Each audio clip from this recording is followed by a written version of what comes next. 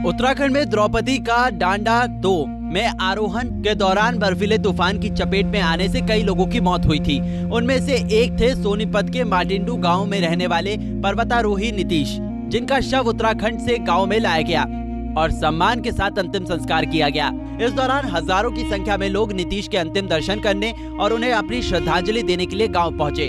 ग्रामीणों ने नीतीश अमर रहे के नारे लगाते हुए नीतीश को अंतिम विदाई दी गई। पिता बोले, बेटे की शहादत पर हमें गर्व और आज उसका सपना पूरा हुआ कि वो तिरंगे में लिपटकर गांव में आया है। उसको मैंने पाला पोसा, अच्छा खाना दिया, सारी चीज करी, पर जो उसकी अपनी सोच थी ना, उसके हिसाब से मैंने पूरी छूट की और उसमें उसने जो भी कार्य करे सामाजिक रूप में, जो भी काम करे समाज सुधारक के जितने छोटा है लग गया था, उसको मैंने पूरा टाइम दिया और उसने वे काम पूरे करे और आगे से आगे वो कदम पर कदम थोड़ी ही उम्र में बहुत ऊंचाइयों को छूता हुआ और इस जो वीर गति को इस देश का सपूत होते हुए प्राप्त हुआ है, मेरे को भी ये गर्व होता है। और क्यों नहीं मैं भी इसके साथ चला जाऊँ और मैं भी इसके साथ जाके क्यों नहीं मैं भी इसी उसको इस सम्मान को प्राप्त करके और मैं भी वीर गति प्राप्त करता तो मेरा भी ये और उसको वो जिनता ही रहता रही समाज की सेवा करता और मेरा भले ही मेरा वो इसके बदले मेरा ही संस्कार क्यों ना। जानकारी के मुताबिक नीतीश दहिया एडवांस कोर्स के लिए 23 सितंबर को द्रौपदी का डांडा 2 में अपने सहयोगी प्रशिक्षु पर्वतारोही प्रशिक्षकों और नर्सिंग स्टाफ के साथ गए थे। इसी बीच 4 अक्टूबर को सुबह करीब 8 बजे इस दल के ज्यादातर सदस्य बर्फीले तूफान की चपेट में आ गए थे। परिवार के कई सदस्य उत्तराखंड के लिए 5 अक्टूबर को ही रवाना हो गए थे। 7 अक्टूबर को कई पर्वतारोहियों के शव को बरामद किया गया, जिसके बाद 7 शवों को द्रौपदी का डांडा बेस कैंप से हेलीकॉप्टर के जरिए मातली हेलीपैड पहुंचाया गया था, जहां से इन शवों की शिनाख्त व पोस्टमार्टम के लिए उत्तरकाशी सरकारी अस्पताल में भेजा गया था। यहीं पर एक शव की पहचान परिजनों ने नीतीश के रूप में की थी। रविवार सुबह नीतीश का शव गांव में लाया गया। उनके अंतिम दर्शन के लिए लोगों का हुजूम उमड़ पड़ा। हर आंख नम थी। परिजन व ग्रामीण नीतीश अमर रहे के नारे लगाते हुए उनके पार्थिव शरीर को लेकर शमशान घाट पहुंचे। इस दौरान ग्रामीण लगातार उनके जयकारे लगाते रहे। ग्रामीणों ने कहा कि नीतीश ने छोटी सी उम्र में देश व प्रदेश का नाम रोशन कर दिया है। ग्रामीणों ने कहा कि उन्हें सरकार की तरफ से शहीद का दर्जा दिया जाना चाहिए।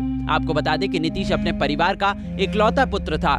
नीतीश के पिता राजवीर ने बताया कि उसके बेटे ने छोटी सी उम्र में वो मुकाम हासिल कर लिया जो कि बड़े नहीं कर पाए। उसने गांव के लिए सामाजिक कार्यों में बढ़ चढ़कर भाग लिया।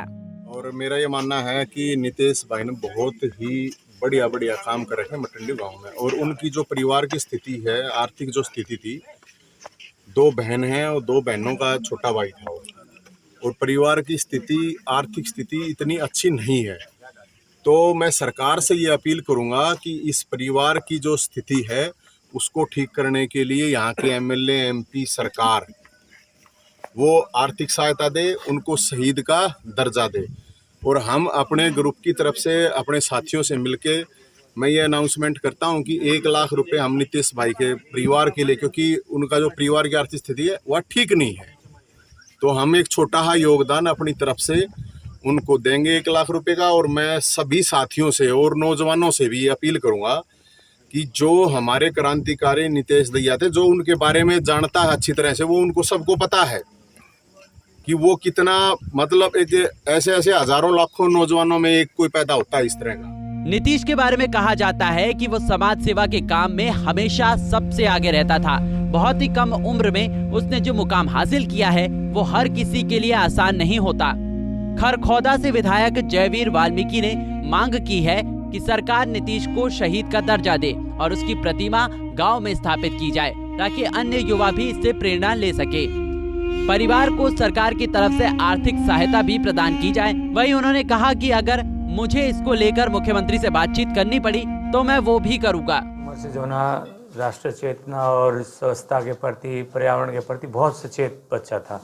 इन्होंने यहाँ इस गांव में बढ़ के वृक्ष नहीं थे, चारों तरफ वट वृक्ष लगवाए। हर गांव का नाम स्वच्छता के लिए जो ना शहीदों के नाम रखा।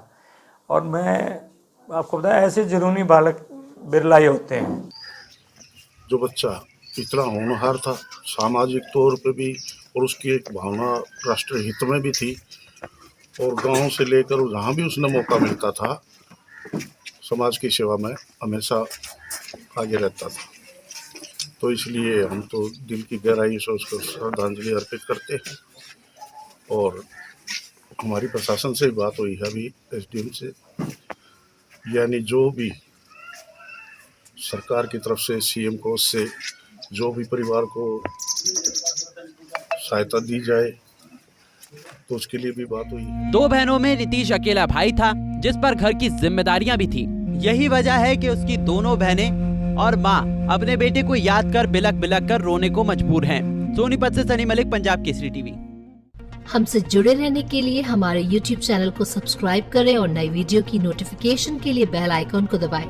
अगर आप ये वीडियो Facebook पर देख रहे हैं तो लाइक जरूर करें और ज्यादा से ज्यादा शेयर करें। धन्यवाद।